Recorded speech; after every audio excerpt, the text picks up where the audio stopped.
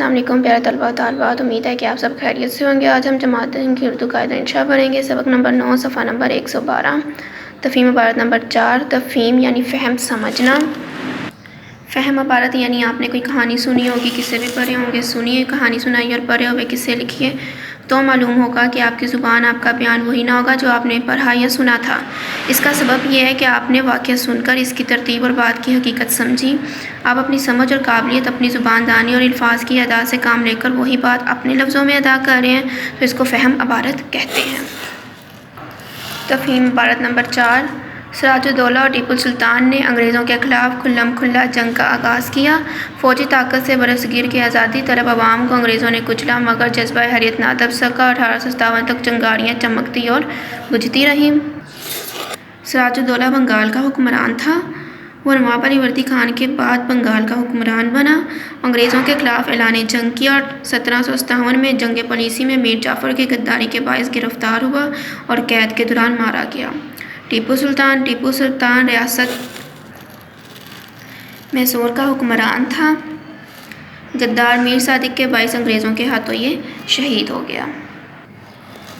آخر مئی 1857 کو چنگاری نے شعلہ بن کر فضا کو اپنی گرفت میں لے لیا۔ آگ اور خون کا طوفان اٹھا۔ اس قیامت خیز ہنگامے میں عوام کا نقصان تو اتنا ہوا جس کا اندازہ لگانا مشکل ہے۔ عوام کا نقصان کیا ہوا کہ مسلمانوں پر مقدمے چلائے گئے، انہیں توپ سے باندھ کر اڑا دیا گیا اور ان کے مکانات اور جائیدادیں ان سے چھین لیں۔ مگر کمزور عوام نے ایک مرتبہ احتسالی طاقت کو مزہ تو چکھا ہی دیا۔ توپ و تفنگ نے مظلوم عوام کے تاریخ و ثقافت کے بڑے بڑے محل کھنڈر کر دیے، لوگوں کو تباہ و برباد کر دیا، ملک کا نقشہ پلٹ دیا۔ اب کی مرتبہ یہاں کی قومی رہنماؤں نے سرد جنگ کے بعد گرم معرکے کی تیاری کر لی۔ سرد جنگ ایسی جنگ کو کہتے ہیں کہ جو اسلحے کے بغیر سفارتی اور جاسوسی کے میدان میں ملکی مفادات کے تحفظ کے لیے لڑی جائے۔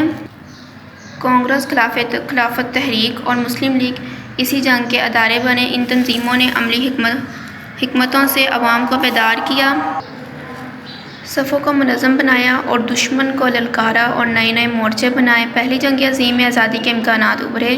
دوسری جنگ عظیم کے بعد جدوجہد کامیابی کے قریب پہنچ گئی۔ اس مرحلے میں صدیوں تک حکومت کرنے والی قوم نے قائد اعظم رحمۃ اللہ علیہ کی قیادت میں علامہ اقبال کے خواب کی تعبیر ڈھونڈنا شروع کی۔ علامہ اقبال کا خواب تھا کہ مسلم اکثریتی علاقوں کو برصغیر سے الگ کر کے اسلامی مملکت قائم کر دی جائے جہاں مسلمانوں کی حکومت ہو۔ اس راہ میں خون کے سمندر اور آگ کے جنگل ملے اور قوم بسم اللہ کہہ کر آگے بڑھی۔ یہ پیش قدمی اللہ کی مدد اور ملت کے اتحاد، تنظیم اور ایمان، قائد اعظم کی بصیرت و تدبیر کی بدولت منزل تک پہنچنے کا ذریعہ بنی۔ اللہ نے وہ دن دکھایا کہ اللہ اکبر کی گونج میں آزادی کا سورج نکلا اور 14 اگست 1947 کو پاکستان معرض وجود میں آ گیا۔